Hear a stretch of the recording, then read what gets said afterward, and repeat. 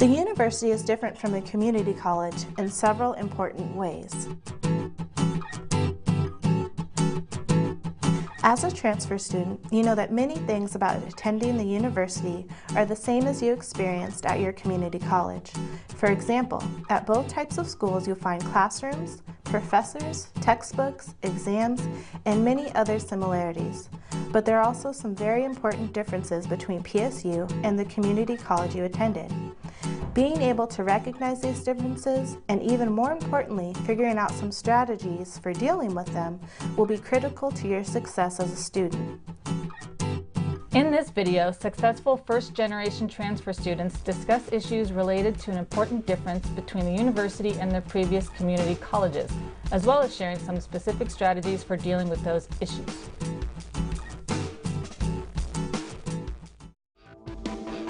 University-level work is often harder than what many transfer students are used to. One issue has to do with the seriousness of attending the university. The stakes are higher. So here at PSU, it's the last push before we actually graduate. It's the last 2 years as transfer students, and it's more serious to take our grades more seriously, so that the professional world is going to be looking at that and judging us at how well did you do at school. Now, it doesn't mean that you have to be a 4.0, but take your work seriously, because then it's going to show in your grades.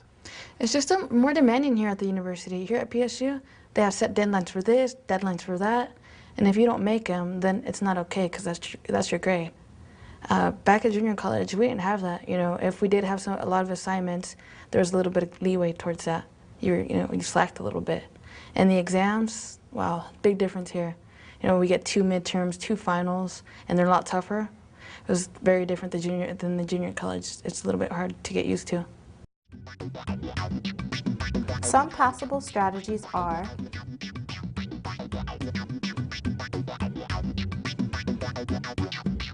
use campus resources. Specifically, use the tutoring centers. Every single class that I've taken has given me resources for tutoring centers. There's tutoring centers for writing, for languages, for math, for just about anything that you can think of. At the community colleges, sometimes you'll have remedial writing or reading, and perhaps some math courses or something similar to that, where people show up maybe once or twice a week. Here you have resources at your disposal every day. It's very important to use them. Connect with other students or the teaching assistant, whoever can help you get good grades. I think it's very important that you take your grades seriously and how you're going to get your grades up seriously. If you have joined a study group and you feel that it's not working, or that you're doing a little bit more work for what you're getting, just go ahead and drop it. Find another way to actually learn the material. Go to tutoring, go to the graduate assistant if you can't go to the professor. But find a way that's going to be easiest for you to raise your grades up. A second issue is that at the university, you will need to increase the amount of time you spend studying outside of class. At the community college I attended, like at orientation, and even some of my professors told me that they recommended 2 to 3 hours per credit per week in studying time. This is a joke. None of the classes I ever attended at community college needed more than 30 minutes a week. And so when I attended orientation at university, and they said, we would like you to spend 2 to 4 hours per credit hour per week, I thought, oh, I won't need to do that. But I was sadly mistaken. After my first set of midterms, I found out that at university they do occasionally mean that. Sometimes it's actually more than that. I've got a class, being a senior, the capstone class for accounting. They want 6 hours per hour that we're inside a class, which that adds up. And when you're taking 20 credits per term, it makes it very difficult to actually get your time done. So I think you really have to understand what the class is about and understand how much time you really need to spend at your studying time. Here's what you might do.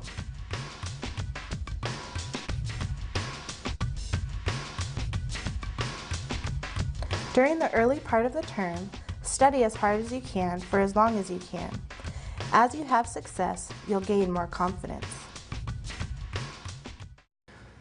What I found to be very beneficial to me is to actually go into your first term and actually do more than what's required. Look at what the professor is requiring of you and do more than that. Overachieve. That way at least you're getting your work done. And then throughout the term you can do some check-ins and see, can I relax a little bit? It's way better to overachieve than to underachieve. Read ahead to get ahead.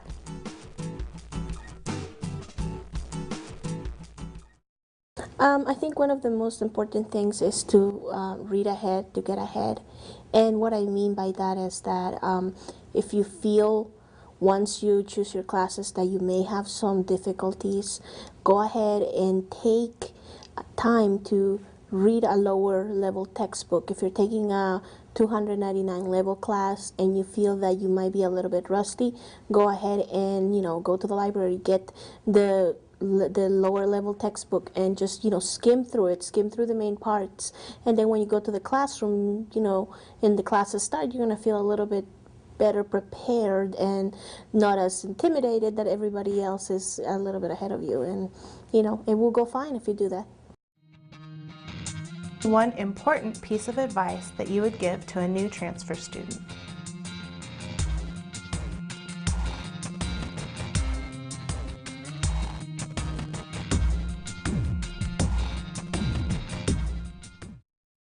My last piece of advice is to try the hardest that you can. Be the best student that you are able to be.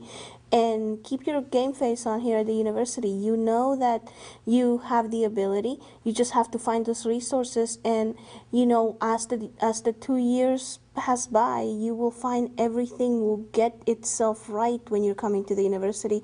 You will be doing well in your classes. And, you'll see that you finished and you're ready for that next stage in your life. So yeah, just do it.